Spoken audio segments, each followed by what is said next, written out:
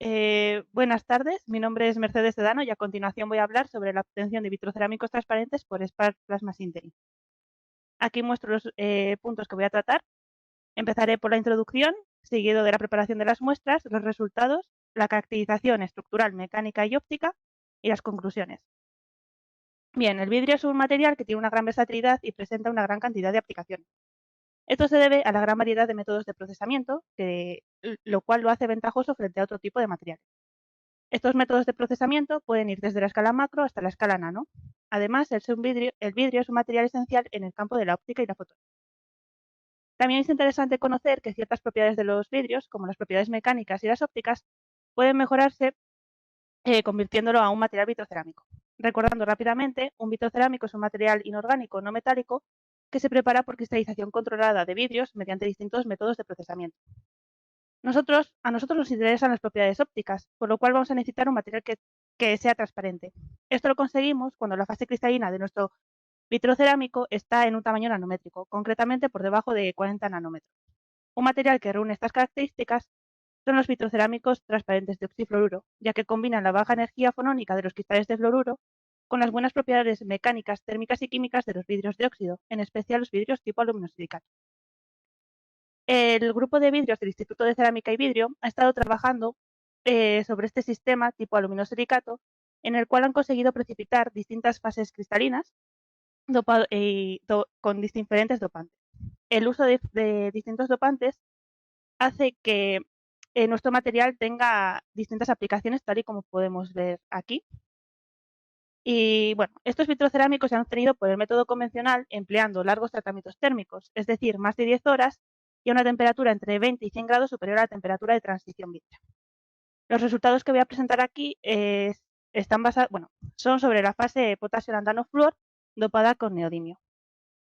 Esta fase cristalina presenta dos polimorfos, el polimorfo alfa, que tiene una simetría cúbica, y el beta, que tiene una simetría hexagonal. Además, la cantidad de neodimio nos influye en el comportamiento de cristalización y en las propiedades ópticas del vidrio base.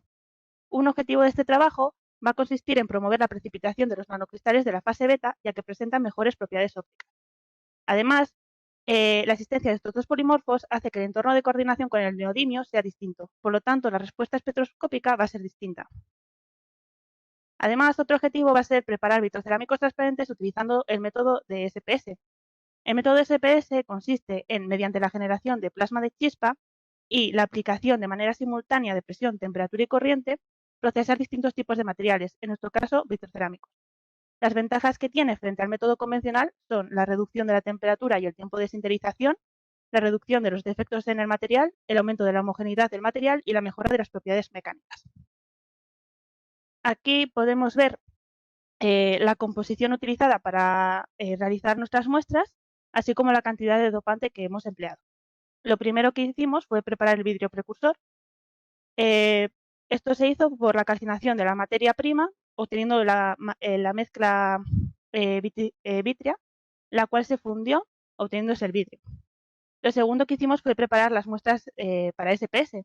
Para ello, molimos y tamizamos nuestro vidrio precursor, obteniendo polvo de vidrio con distintos tamaños de partículas. Este polvo se prensó obteniéndose la pastilla, a la cual se le realizó un tratamiento térmico previo y posteriormente la sintetización. Aquí podemos ver los distintos tamaños de partícula que hemos utilizado y esto es para poder optimizar el proceso de obtención de materiales transparentes.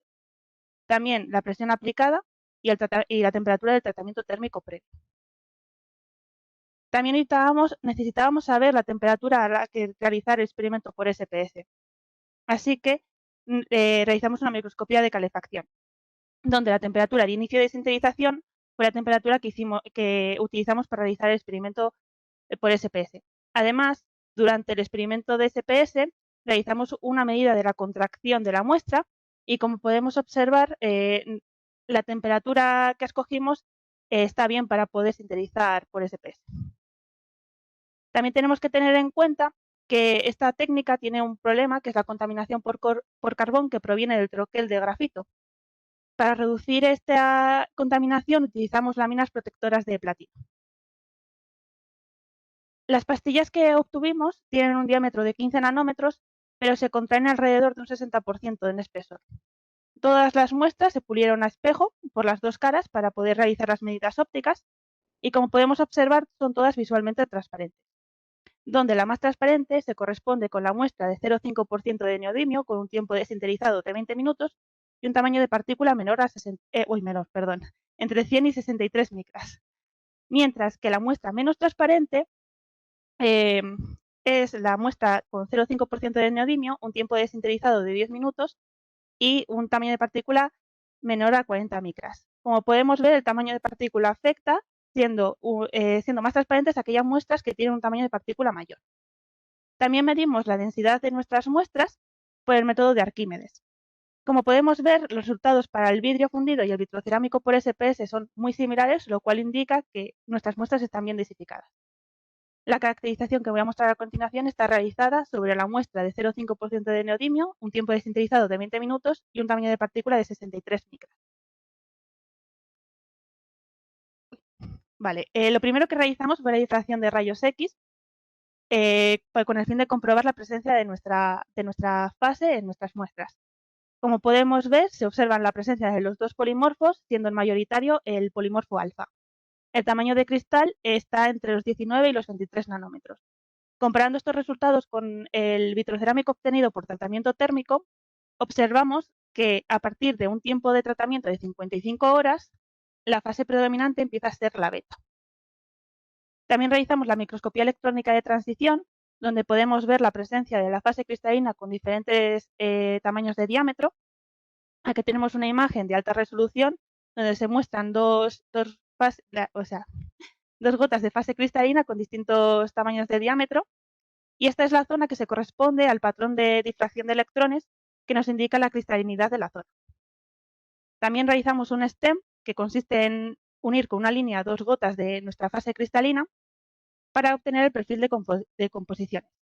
Como podemos ver, se observa la presencia de lantano y flúor en amarillo y verde, que son los precursores de la fase cristalina, y también se puede ver la presencia del neodimio, que es en naranja. Esto nos indica que el dopante se ha introducido en la fase cristalina. También realizamos la caracterización mecánica de las muestras de vidrio y vitrocerámico por SPS. Tanto la dureza como el módulo elástico se ha medido por indentación y podemos ver que estas dos propiedades mejoran para las muestras obtenidas por SPS, a excepción de este ensayo de 200 millinewtons, que parece que empeoran y es un fenómeno que tenemos que seguir estudiando. También realizamos un espectro de ultravioleta visible en el rango de 200 a 1000 nanómetros y, como podemos ver, con el aumento del tamaño de partícula y la cantidad de dopante, la señal de transmitancia aumenta. Esto nos indica que son muestras más transparentes. También realizamos el espectro de emisión para la excitación selectiva del neodimio a 792 nanómetros y 801 nanómetros. En trabajos previos se ha visto que a estas dos longitudes de onda el neodimio emitía en la fase beta y en la fase alfa respectivamente. Para la excitación a 792 nanómetros se puede observar un pico a 1046 nanómetros que se corresponde con la fase beta. Este pico es mucho más notorio para la concentración de 0,5% en neodimio. También para la excitación a 801 nanómetros tenemos un pico a 1047 nanómetros que se corresponde con la fase alfa. También se hizo el espectro de excitación para la emisión a 1046 nanómetros para las dos concentraciones distintas de neodimio.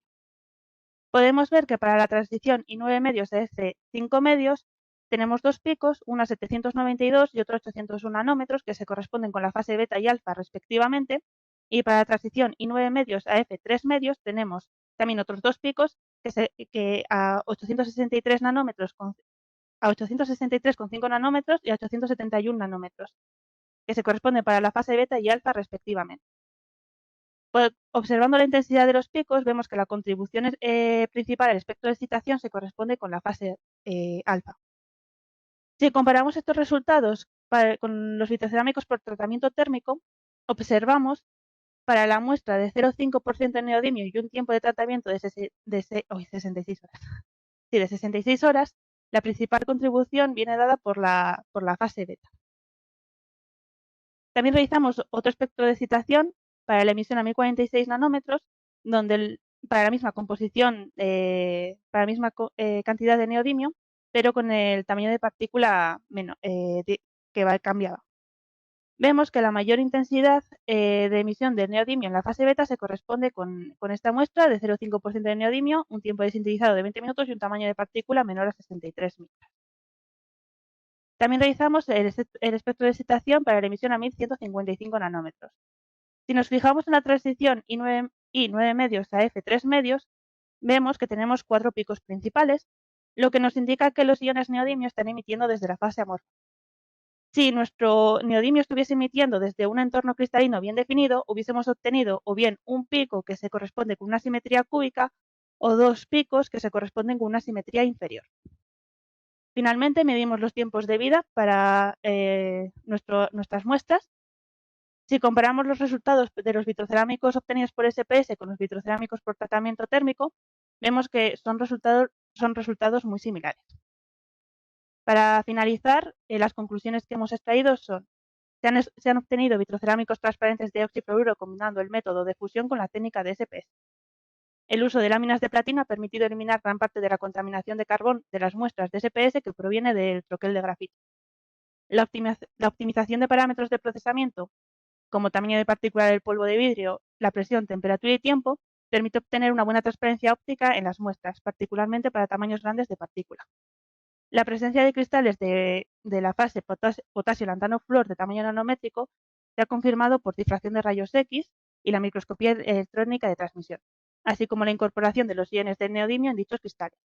Las propiedades mecánicas mejoran en las muestras de SPS. Las medidas de emisión excitación selectiva confirman que el polimorfo predominante es el alfa para los vitrocerámicos obtenidos por SPS, aunque también hay información de fase beta. El aumento del tiempo de tratamiento del experimento de SPS permite aumentar la presencia de la fase beta y los tiempos de tratamiento térmico son considerablemente más cortos en comparación con el tratamiento convencional. Gracias por su atención.